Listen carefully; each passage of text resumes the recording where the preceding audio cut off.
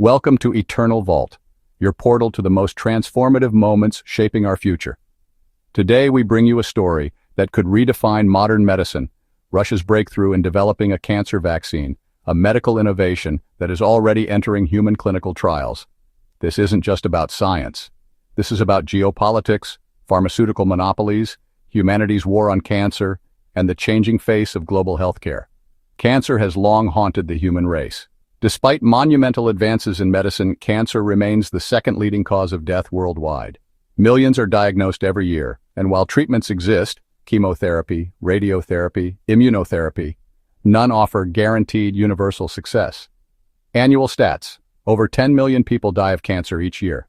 Economic cost: globally, cancer-related healthcare costs exceed $1.16 trillion annually. Treatment limitations: most therapies damage healthy cells, have intense side effects, and don't offer immunity. A vaccine? That's the holy grail. A dream researchers have chased for decades. And now Russia claims to have made it a reality. On August 1st, 2025, President Vladimir Putin made a stunning announcement. Russia has developed a cancer vaccine, and clinical trials on humans are already underway. Developed by the Russian Federal Medical Biological Agency, FMBA. Type of vaccine: not disclosed fully, but likely to be an immunotherapy-based therapeutic vaccine, designed to train the immune system to recognize and kill cancer cells. Stage: Phase 1 human trials have begun. Target: initially aimed at treating certain common cancers, possibly lung, breast, or prostate.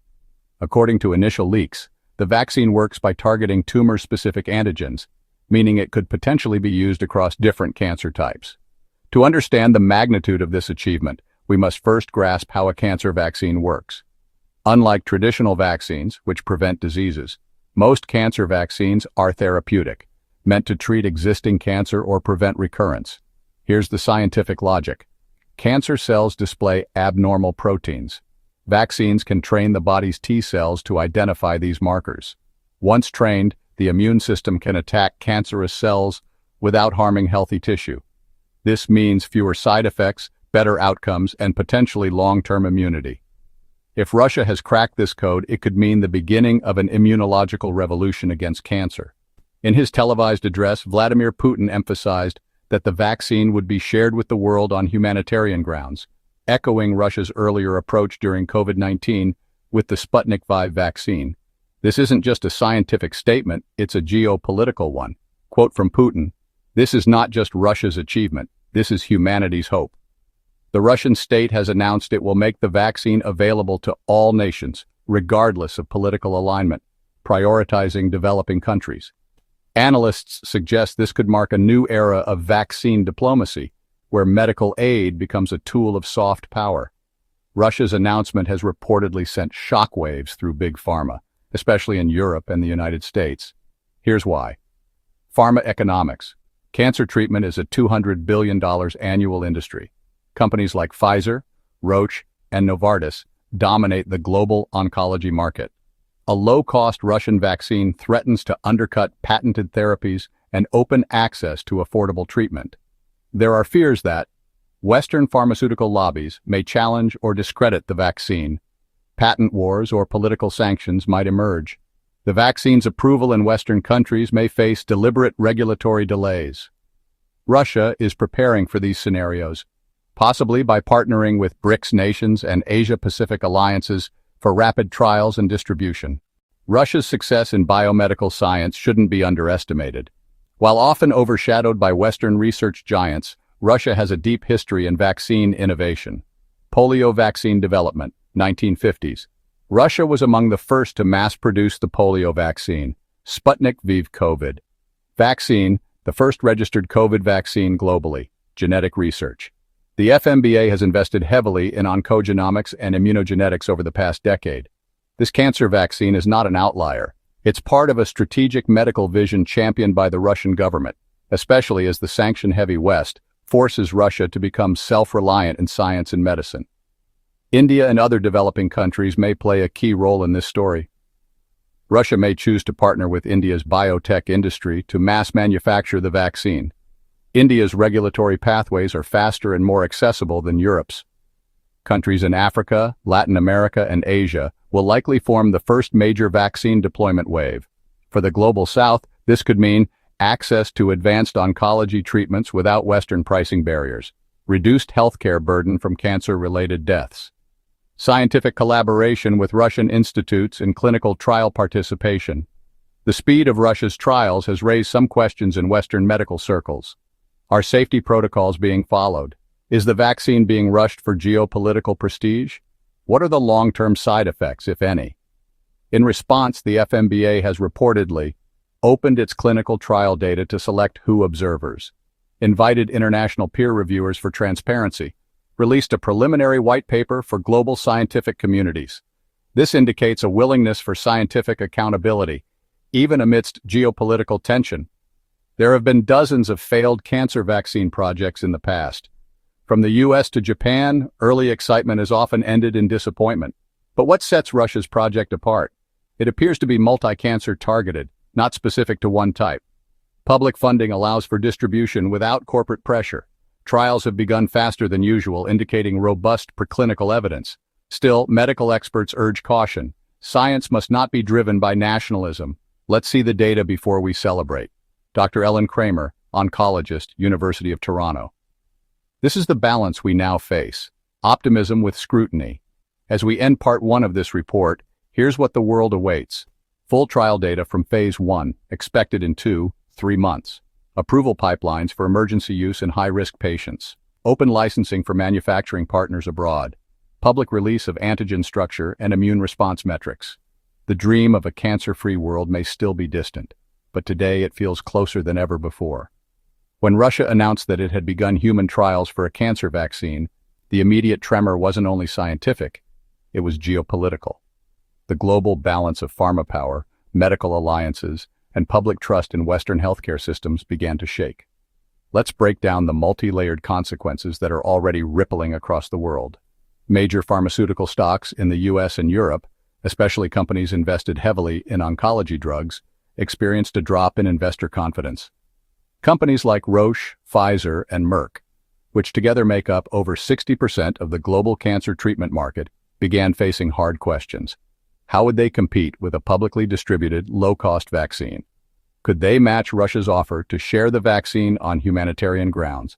In response, lobbying groups started launching whisper campaigns questioning the legitimacy of Russia's vaccine trials. Some even began preparing legal strategies to delay the vaccine's entry into Western markets. But the reality is stark. If this vaccine is validated, it will disrupt the $200+ billion cancer treatment economy permanently. One of the most immediate results has been the strengthening of global medical alliances outside the West.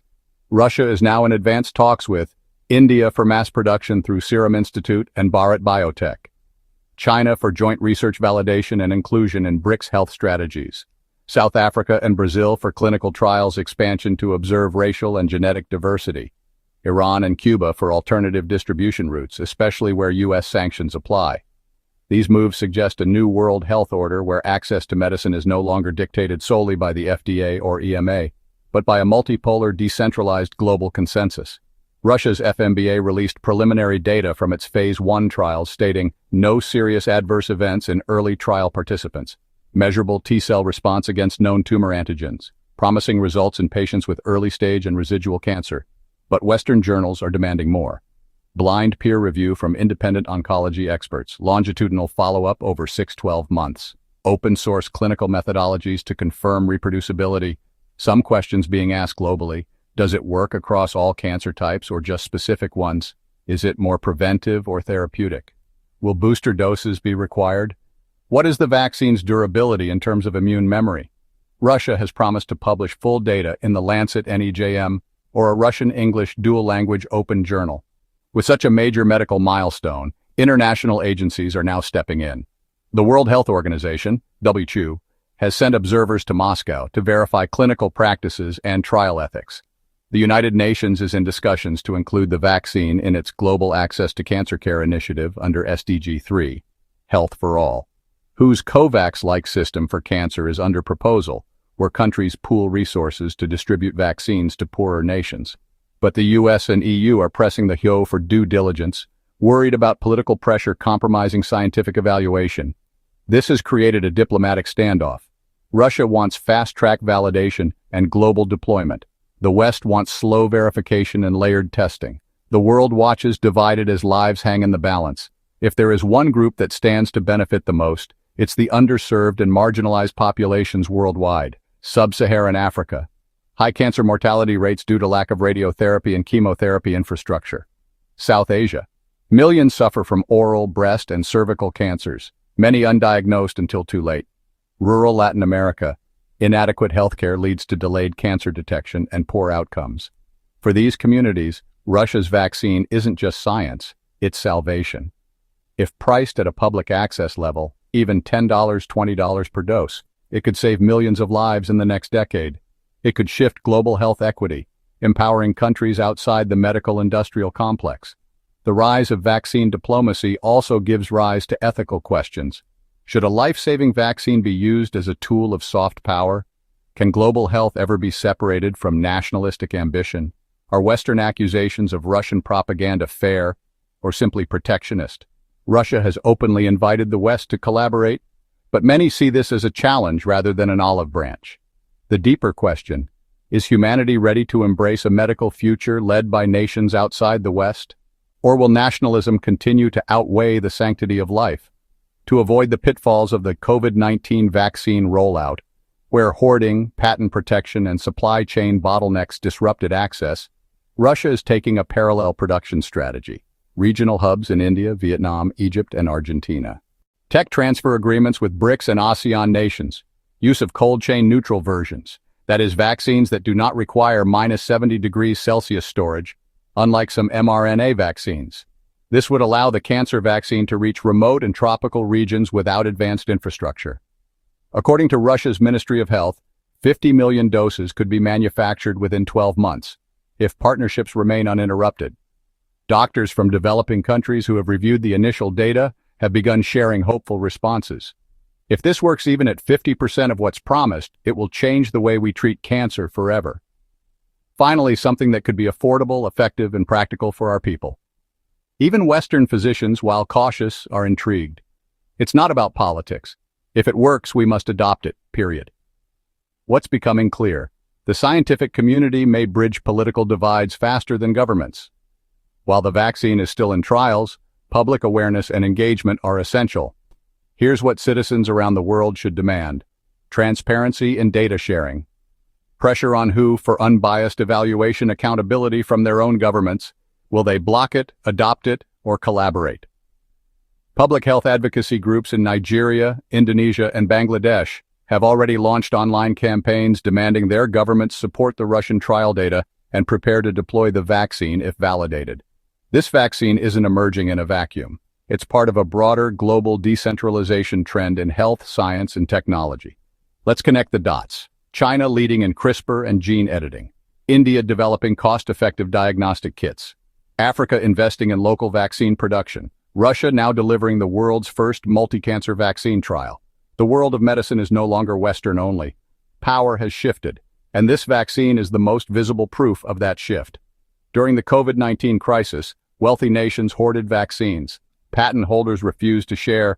Billions in poor countries waited and died. Russia is claiming to reverse that behavior.